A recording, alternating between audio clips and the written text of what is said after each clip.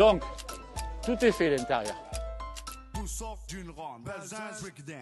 Marseille sera la première ville à accueillir la flamme olympique par voie maritime et cela nécessite un dispositif tout à fait exceptionnel pour pouvoir procéder à la vérification des 3400 bateaux du Vieux-Port, à la fois sur les pontons et sous l'eau.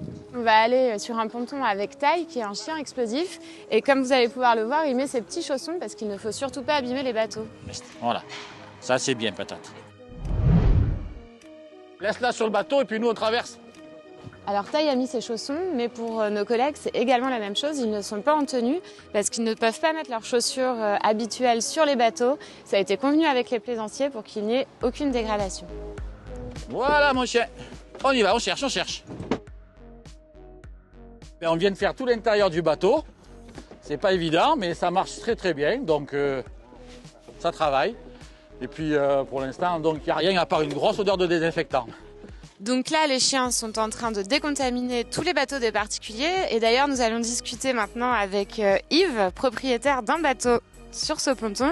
On se met à la disposition de la police pour inspecter nos bateaux. Cet événement, il faut penser quand même que dans une vie, c'est une fois qu'on le voit. Donc il faut que ça se passe parfaitement bien.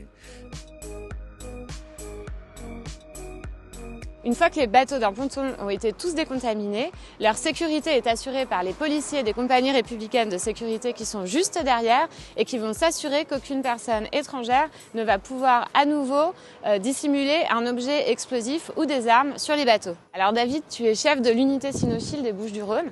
Est-ce que tu peux nous expliquer ce dispositif exceptionnel ? Alors c'est un dispositif de sécurisation du Vieux-Port en prévision de l'événement du 8 mai. Avec l'arrivée de la flamme olympique. Pour ce faire, on a fait une mutualisation des moyens sous l'impulsion de la DIPN 13. Nous avons demandé le renfort des douanes, de la pénitentiaire, des militaires, de la gendarmerie également.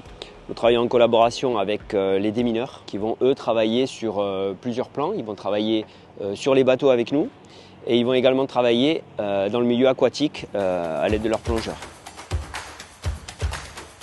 Alors je vais rejoindre Anne-Laure. Anne-Laure, elle est policière affectée au déminage de la sécurité civile.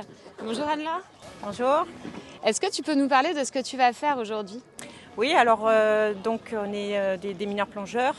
Donc moi et toute l'équipe, on va sécuriser le vieux port, donc le fond, ainsi que toutes les coques des bateaux. Donc vous allez vérifier qu'il n'y ait aucun engin explosif ? Voilà, sécurisation visuelle des lieux.